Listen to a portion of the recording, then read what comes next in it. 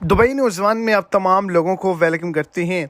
अगर आप दुबई के अंदर हैं, यूएई के अंदर किसी भी रियासत में मौजूद हैं, वहाँ पर आप वर्कर हजरात हैं, विजिट के रिलेटेड गए हुए हैं, फैमिली के साथ गए हुए हैं, वहाँ पे काम करते हैं या फिर किसी भी वीज़ा पर वहाँ पर मौजूद हैं और आप वहाँ पे रह कर एक छोटी सी गलती करेंगे तो आप तमाम लोगों को 100 से 150 दिरहम तक का जुर्माना किया जा सकता है। तमाम यूएई के अंदर रहने वाले लोगों को एक बड़ी वार्निंग भी जारी की गई है। एक छोटी सी गलती और आपका एक बड़ा नुकसान होगा।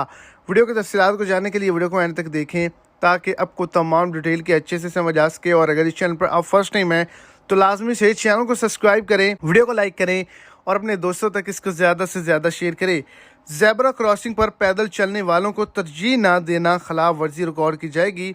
यूएई गवर्नमेंट की जानिब से कहा गया है कि अगर आप तमाम लोग ज़ेब्रा क्रॉसिंग से गाड़ी गुजार लेंगे और पैदल चलने वालों को नहीं देखेंगे तो आपको 150 दिरहम का जुर्माना किया जाएगा।